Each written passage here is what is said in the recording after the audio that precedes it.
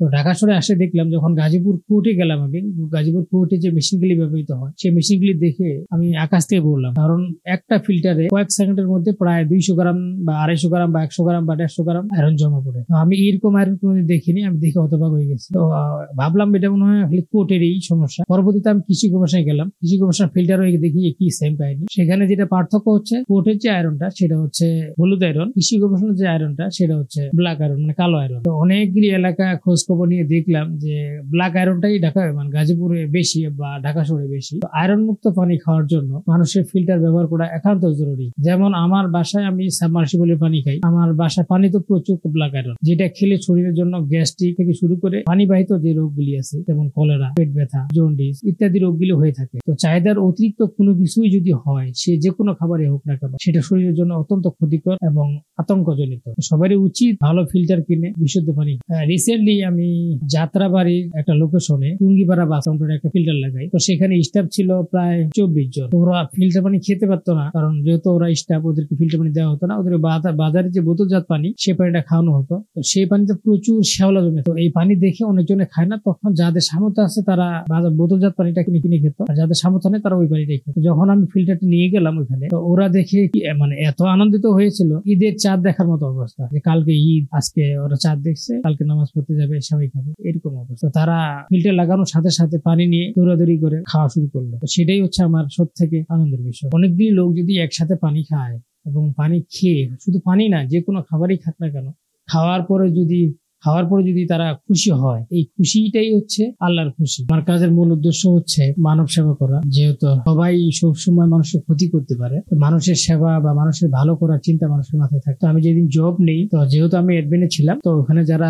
ইন্টারভিউতে ঢুকতো, প্রথম CB ready বা প্রাথমিক যে ইন্টারভিউটা সেটা আমার কাছে আসে পড়তো, এবং আমার যে শুরু হতো তার লাইফ জার্নি। আমি যদি তাকে হ্যাঁ বলতাম তাহলে তার 80% হ্যাঁ হয়ে যেত, আর আমি যদি তাকে নেগেটিভ বলতাম তাহলে 80% তার না হয়ে যেত চাকরিটা। তো আমি সেদিন চিন্তা করলাম, যদি এখানে একটা লোক চাকরির জন্য কত আশা করে আসে, যেমনটা আমি আশা করে আসছিলাম ঢাকা শহরে, তো আমার উচিত তাকে যে কোনো উচিলে হ্যাঁ করা। যদি তার চাকরিটা হ্যাঁ হয়, সে খুশি হবে এবং তার ইনকামের টাকা দিয়ে তার ফ্যামিলি চলবে, আর তখনই আল্লাহ খুশি হবে। আল্লাহ খুশি হলে আমার পর রহমত নাজিল হবে। তো সেদিন থেকে আমি মনে করি যে সবাই তো পারে মানুষের ক্ষতি করতে, আমি চেষ্টা করি উল্টাটা করতে। আমি কারো ক্ষতি করতে চেষ্টা করি না, আমি শুধু চেষ্টা করি তার কি করে উপকার হবে, কেন আমার দ্বারা কোনো ক্ষতি না হয়, পরকালে আমাকে জবাব দিয়ে না পড়তে হয়। নতুন উদ্যোক্তা তো আসলে উদ্যোক্তা জিনিসটা তো সহজ, আবার সহজও না। কেউ আছে রাতারাতি হয়ে যায়, আবার কেউ আছে সারা জীবন চেষ্টা করে হতে পারে। এটা হচ্ছে উদ্যোক্তার জীবন। নতুন কোনো উদ্যোগ গ্রহণ করাটাই হচ্ছে উদ্যোক্তার কাজ। যদি কেউ কোনো উদ্যোগ গ্রহণ করে তাহলে সেটাই তাকে উদ্যোক্তা বানিয়ে তোলে।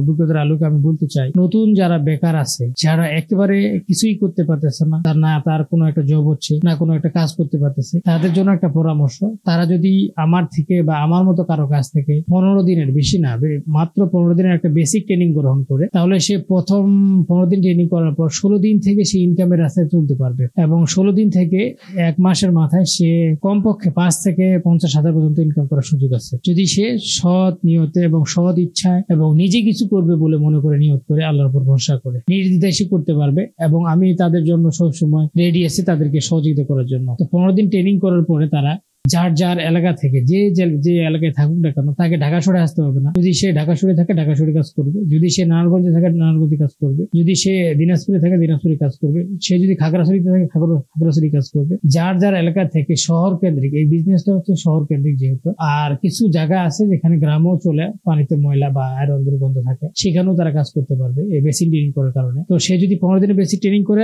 নির্দ্বিধায় সে 5 থেকে 50,000 টাকা পার মান্থ সে নিজেই ইনকাম করতে পারবে। এখানে ইনভেস্টমেন্ট শুধু লাগবে হচ্ছে আনুষঙ্গিক যে যন্ত্রপাতি লাগে, এবং অর্ডার নেওয়ার পরে যে পার্সেলটা তার কাছে যাবে, সে পার্সেলটা সে কুরিয়ার থেকে তুলে কাস্টমারকে দিয়ে, কাস্টমার কাছে প্রফিট সহ নিয়ে সে নিজের টাকা রেখে দেবে এবং প্রফিট থেকে সে বেতন হিসেবে গ্রহণ করবে। এখানে 1 টাকাও ইনভেস্ট লাগবে না। যদি খুব বেশি লাগে, প্রথম অবস্থায় তাকে খুব বেশি 2,000 টাকা লাগবে। পরবর্তীতে তার যদি টাকা লাগে, অর্ডার হলে সে যদি অর্ডার পায় এবং সে অর্ডারের মাল কিনতে তার খুব বেশি টাকা লাগবে 8 থেকে 20,000 টাকা। এবং কারো কাছে যদি এরকম টাকা না থাকে, সে টাকা আমি দিয়ে সহযোগিতা করবো। এবং আমার কাছে যদি কেউ যোগাযোগ করে, তাকে সর্বক্ষণিক তার কি কি সমস্যা হচ্ছে, তার কি কি সমাধান দরকার, এবং সে কোন জায়গায় ভুল করতেছে বা কোন জায়গায় সঠিক করতেছে, সেগুলি আমি দেখাশোনা করব। হ্যাঁ, যদি এমন থাকে কেউ যে ওর কোনো টাকা দেওয়ার ক্ষমতা নাই, তাহলে সে নির্দ্বিধায় ফ্রিতে করতে পারবে। তবে ফ্রিতে 100% দেওয়া সম্ভব, তবে ফ্রিতে নিলে মানুষ গুরুত্ব দেয় না, যার কারণে একবারে টোটালি ফ্রি দেওয়া উচিত না যে কোনো জিনিস হোক না কেন। কারণ যে জিনিসের পিছনে কষ্ট থাকে না সেই জিনিসের কোনো মূল্যায়ন থাকে না মানুষের কাছে।